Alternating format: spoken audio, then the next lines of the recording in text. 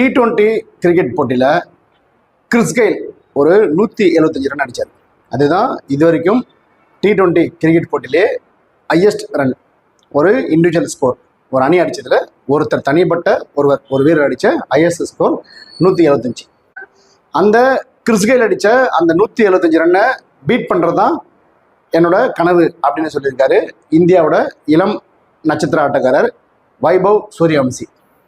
பிசிசியோட விருது வழங்கும் விழா ஒன்று நடந்துச்சு. அதில் வர்ணனையாளர் ஹர்ஷா போக்லே வைபவ் சூரியவம்சி கிட்ட ஒரு சில கேள்வி கேட்டார், எது உங்களுக்கு ரொம்ப முக்கியம் அப்படின்ட்டு. அப்போ அவர் என்ன சொன்னார்னா, அணி கோப்பையை வெல்றது தான் என்னோட முதல் இலக்கு. அப்படி எங்கள் அணி கோப்பையை வெல்லும் போது அதில் என்னோட பங்களிப்பு அதிகமாக இருந்துச்சுன்னா அது எனக்கு இன்னும் சந்தோஷம். என்னோட பங்களிப்பால் அணி கோப்பை வெல்லும் போது எனக்கு இன்னும் இரட்டிப்பு மகிழ்ச்சியாக இருக்கும் அப்படின்னு சொன்னார். இந்த ஆண்டு IPL அவர் ராஜஸ்தான் ராயல்ஸ் அணிக்காக ஆட போகிறார். அந்த அணி தான் அவர் வாங்கியிருக்கு. ஸோ 2026 IPLக்கு ராஜஸ்தான் ராயல்ஸ் அணிக்கு ஆட போகிறார்.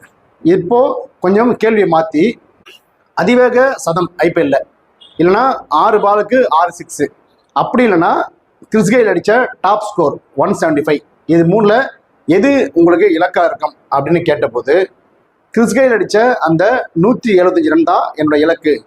என்னால் முடிஞ்ச அளவுக்கு அந்த ஸ்கோரை விட அதிகமாக அடிக்கிறதுக்கான இலக்கை வச்சிருக்கேன் அப்படின்னு சொல்லியிருக்காரு. எனவே இந்த ஆண்டு IPLல வைபவ் சூரியவம்சியோட அதிரடி ஆட்டம் இருக்கும். சர்வதேச T20 போட்டியில் ஆஸ்திரேலியா வீரர் ஆரோன் ஃபின்ச் ஜிம்பாப்வேக்கு எதிராக 2018 172 ரன் அடித்தார். அதுதான் சர்வதேச T20 போட்டியில் 2வது அதிகபட்ச ஸ்கோர். ஆனால் ஒட்டுமொத்தமாக T20 போட்டி நடத்தால் கிறிஸ் கெயில் 175 ரன் அடித்தார். அதுதான் ஒரு இண்டிவிஜுவல் ஸ்கோர், ஹையஸ்ட் ஸ்கோராக இருக்குது. அந்த 175 ரன்னை தான் வைபவ் சூரியவம்சி நான் கண்டிப்பாக அதை பீட் பண்ணுவேன் அப்படின்னு சொல்லியிருக்காரு.